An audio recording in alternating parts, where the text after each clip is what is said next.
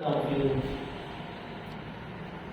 ونعوذ بالله من شرور أنفسنا ومن سيئات أعمالنا من يهد الله فلا مضل له ومن يضلل فلا هادي له أشهد أن لا إله إلا الله وحده لا شريك له وأشهد أن محمدا عبده ورسوله اللهم صل وسلم وبارك على محمد وعلى آله وصحبه أجمعين أما بعد الحديث اغتنم خمسا قبل خمس سبابك قبل حرمك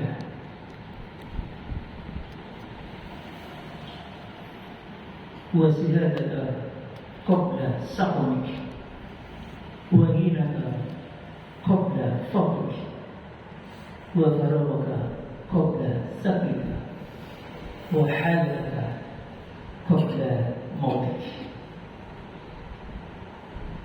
Hadirin jamaah salat subuh Masjid Rahmat yang dirahmati oleh Allah Subhanahu wa taala.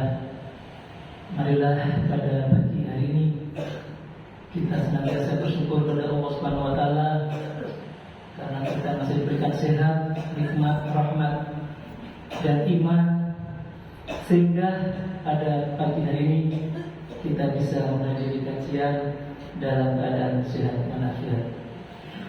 Salawat serta salam mudah-mudahan tetap tercurahkan pada junjungan kita Nabi Muhammad SAW yang telah memberikan petunjuk kepada kita dari jalan kegelapan menuju jalan yang terang benderang, yakni agama Islam.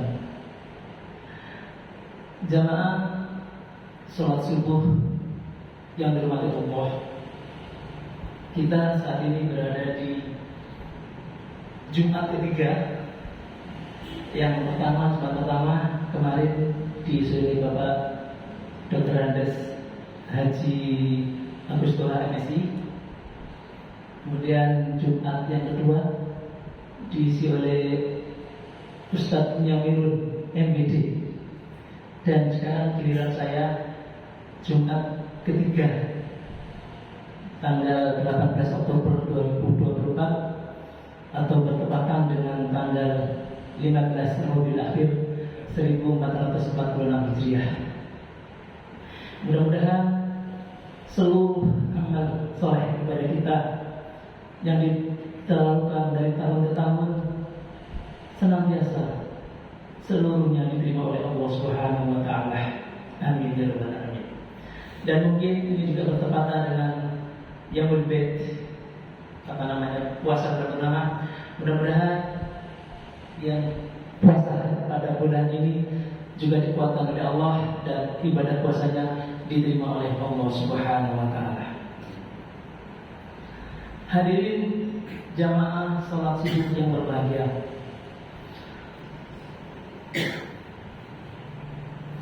Tentu kita sebagai manusia juga senantiasa berdoa semoga khilaf, kesalahan dan dosa yang kita perbuat diampuni oleh Allah Subhanahu wa taala, seraya menatap ke depan dengan penuh khauf dan raja, optimis yang sangat tinggi. Mudah-mudahan di tahun ini dan tahun-tahun berikutnya Allah membuka pintu-pintu lebar kebaikan, pintu rahmat, sehingga kita senantiasa dalam keadaan berbaik dan selalu diterima amal ibadah kita. Hadirin jamaah salat subuh yang berbahagia.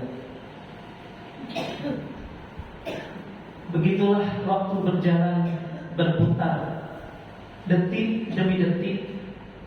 Waktu berputar menit demi menit. Waktu berputar jam demi jam. Waktu berputar hari demi hari dan pekan-pekan demi pekan.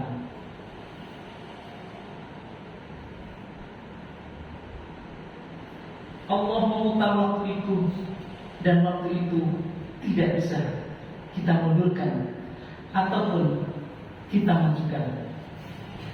Mudah-mudahan ketika nanti kita dipanggil oleh Allah Subhanahu wa taala semua dalam keadaan husnul khatimah. Amin ya rabbal alamin. Al-waktu wal hayat. Waktu itu adalah kehidupan itu sendiri. Waktu itu lebih berharga dari apapun yang kita miliki. Maka wajar kalau kemudian Allah Subhanahu wa taala di dalam Al-Quran banyak bersumpah dengan waktu ini. Wal fajr wa layalin asr was subhi idza tanaffas wal layli idza yaghsa wan nahari idza tajalla wadduha wal layli idza saja. Dan begitu seterusnya Allah menutup sumpah itu dengan sebuah surat Al-Asr. Mungkin Bapak Ibu sekalian sudah hafal. Wal asr innal insana lafi khusr illa alladziina aamanu wa amilus solihati wa tawassaw bil haqq wa tawassaw bis sabr.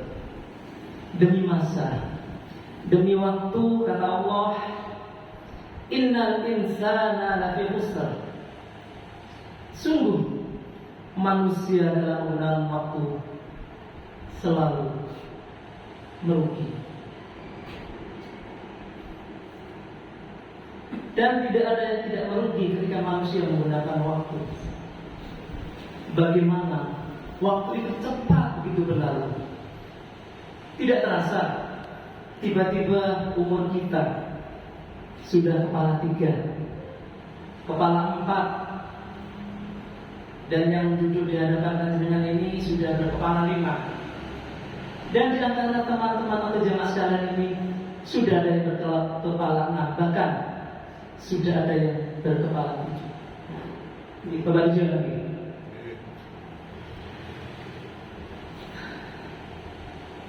Mengerikan saudara, karena waktu cepat berjalan, waktu berjalan cepat sekali berlalu. Tiba-tiba ini sudah mendekati akhir 2024, sudah di bulan Oktober. 2 bulan lagi kita sudah memasuki 2025. Begitu cepat waktu itu berlalu. Waktu tidak kita bisa mundur, dan waktu pun tidak bisa kita maju. Jamaah sekalian, ujung-ujungnya nanti ketika kita berjalan mengisi waktu, kita akan mentok yang namanya titik kehidupan itu, ialah titik inna lillahi wa inna ilaihi raji'un.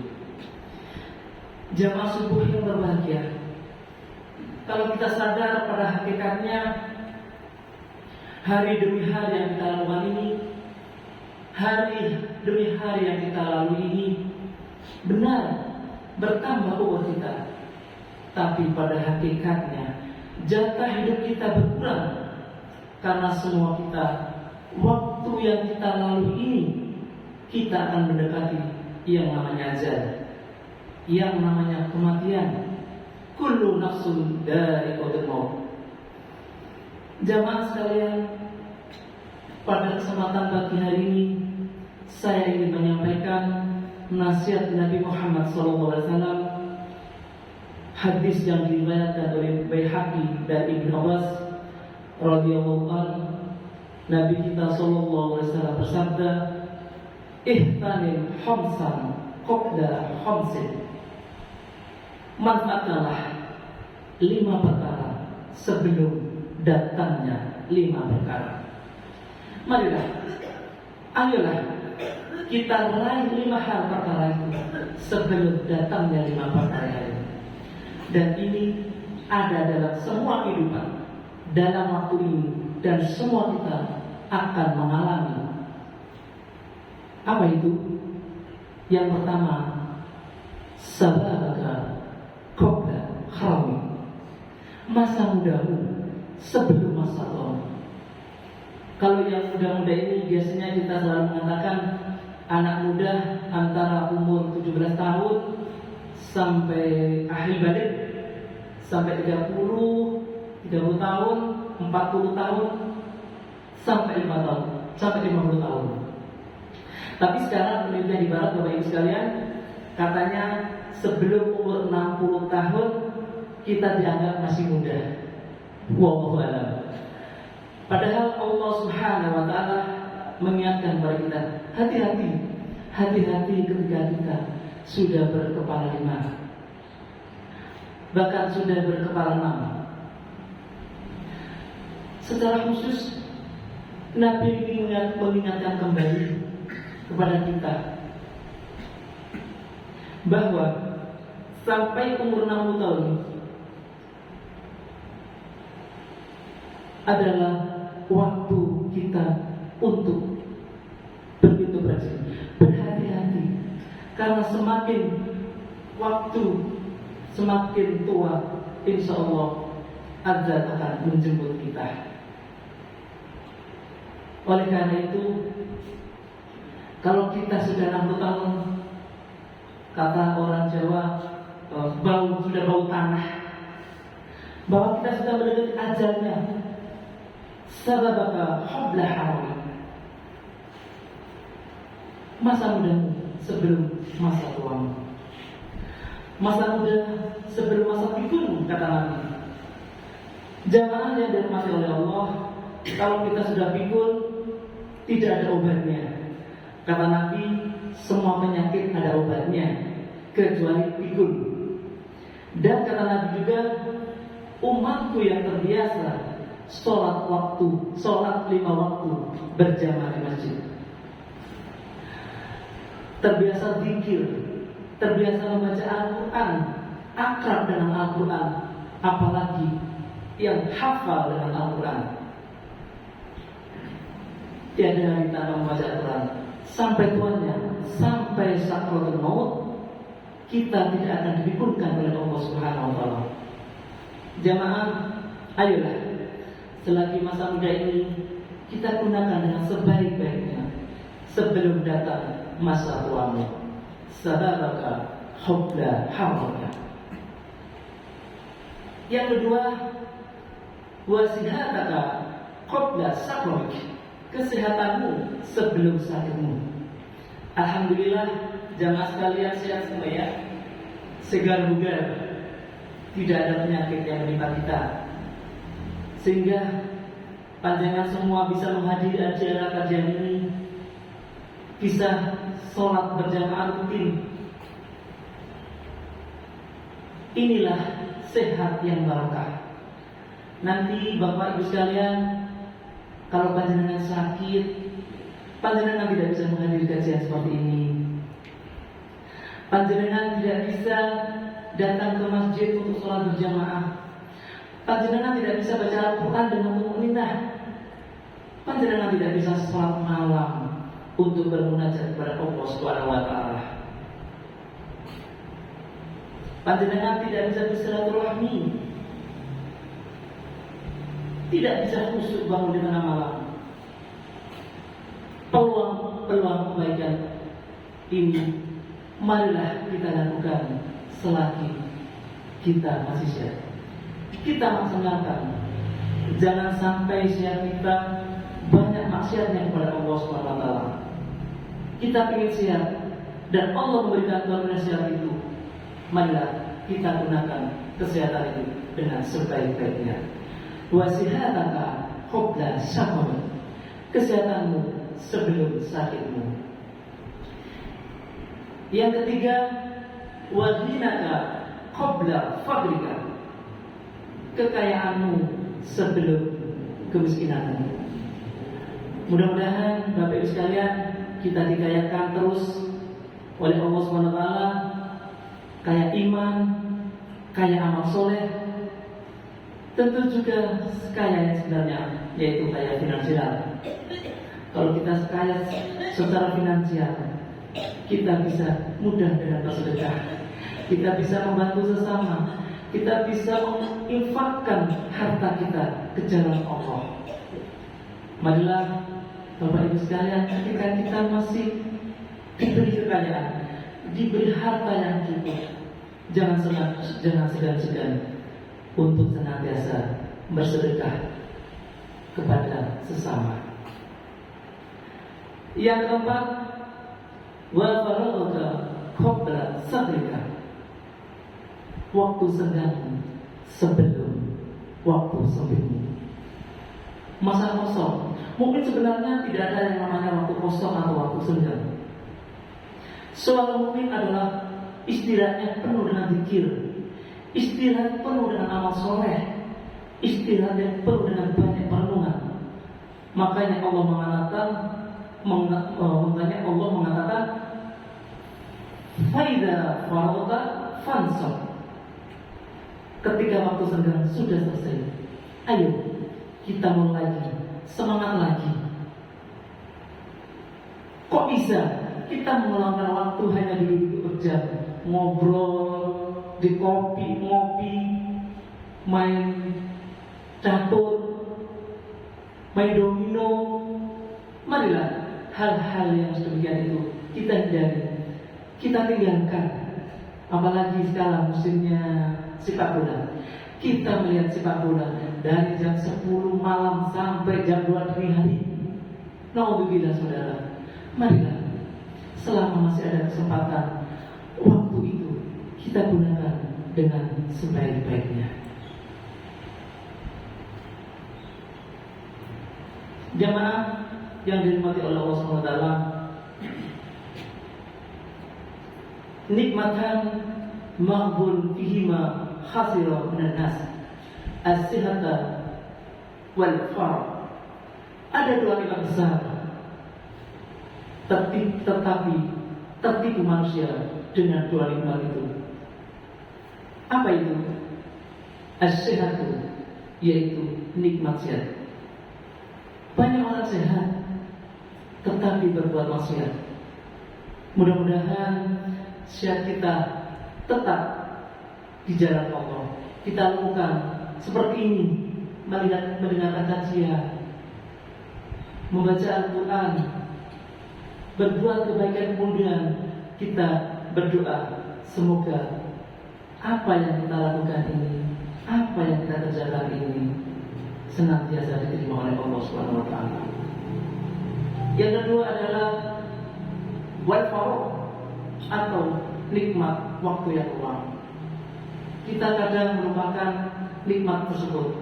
Kita waktu luang kita gunakan dengan sia-sia, tanpa kita gunakan untuk senantiasa mendengarkan ke jalan yang lurus, yaitu jalan yang diridhai oleh Allah Subhanahu wa taala. Yang kelima, Bapak Ibu sekalian, Nabi mengingatkan kepada kita, wahayataka qabla mautik, hidupmu sebelum kematianmu. Alhamdulillah kita hidup seperti ini jamaah sekalian. Kita bisa menghirup udara segar, kita masih bisa mendengarkan kajian, kita masih bisa sholat malam, kita masih membaca Al-Quran dengan tumanina. Termasuk juga kita senantiasa bisa bersilaturahmi ke sama saudara kita. Marilah selagi kita hidup, kita harus sadar hidup yang kita lalui ini ujung-ujungnya adalah qabla mautik. Kita akan mentok yang namanya kematian. Semua kita akan mati. Kita sadar ini, perhatikan dan ingat, rata-rata umur manusia Indonesia itu antara 60 sampai 70 tahun. Rasulullah telah memberikan kepada kita contoh. Pilihan Allah, kekasih Allah, Habibullah Rasulullah SAW diberi waktu Allah meninggal di usia 63 tahun. Oleh karena itu, Bapak Ibu sekalian yang sekiranya walaupun kematian tidak mengenal usia, tetapi kalau sudah ada batasan yang sudah disampaikan oleh Rasulullah bahwa umatku adalah antara 60, 70 dan sedikit sekalian lebih dari 70. Kemudian yang menjadi pertanyaan, apa setelah kematian ini? Mukmin yang cerdas, kata Nabi, itulah mukmin yang pandai mengevaluasi, muhasabah, introspeksi diri. Waktu yang sudah kita lakukan, apakah waktu yang kita lakukan ini sudah bertujuan untuk mendekatkan diri kepada Allah? Karena seorang mukmin itu harus kais. Apa itu kais? Dana nafsah, yang pandai mengevaluasi dirinya. Jumat ini, apakah kita lebih baik dari Jumat yang lalu? Hari ini, apakah kita lebih baik daripada Jumat yang lalu? Apakah kita semakin dekat dengan Allah Subhanahu wa Ta'ala, ataukah kita semakin menjauh? Muhasabah, kita introspeksi diri. Kita introspeksi diri kita masing-masing. Tahun ini apakah jauh lebih baik dari tahun yang lalu, dan seterusnya. Kita bandingkan amal soleh kita lebih banyak tidak dengan amal yang tidak soleh yang kita kerjakan. Bacaan Al-Quran kita lebih banyak tidak dari tahun yang lalu. Tahajud kita lebih tumukminah tidak daripada tahun yang lalu. Jadi kita introspeksi, muhasabah. Mukmin yang cerdas itu mukmin yang kais, berpikir seperti itu. Dana nafsa, hasab nafsa, hasibu anfusakum, hasibu anfusakum. Tolong hisab dirimu, kata Sayyidina Umar bin Khattab. Hisablah dirimu sebelum kalian hisab oleh Allah. Maka hisablah diri kita sendiri. Karena Bapak Ibu sekalian, ketika kita meninggal dunia, maka terputus semua amal kita. Tidak bisa mendengarkan kajian seperti ini. Kita tidak bisa lagi mendengarkan suara Al-Quran, tidak bisa membaca Al-Quran. Kita tidak bisa lagi berjamaah. Kita tidak bisa datang sholat. Kita tidak bisa datang ke masjid untuk sholat 5 waktu. Kita tidak bisa bangun tengah malam untuk melakukan sholat tahajud. Karena begitu kita meninggal dunia, maka terputus semua amal-amal kita. Jamaah yang dirahmati oleh Allah Subhanahu wa Ta'ala, yang menjadi masalah, apa persyaratan kita menghadapi kematian ini? Hayataka qabla mautik. Perhatikan masa hidup kita. Bapak Ibu sekalian, ayo sisa hidup kita ini kita maksimalkan. Evaluasi jamaah sekalian. Dan mungkin yang baik adalah wa amilan liman ba'dal maut. Apa yang kita kerjakan, pekerjaan apapun yang kita kerjakan, bekal kita untuk menghadap kepada Allah SWT. Marilah kita renungkan sebentar. Seandainya kita pagi ini dipanggil oleh Allah Subhanahu wa Ta'ala, Allah mencabut nyawa kita, sudahkah kita mempunyai amal yang cukup?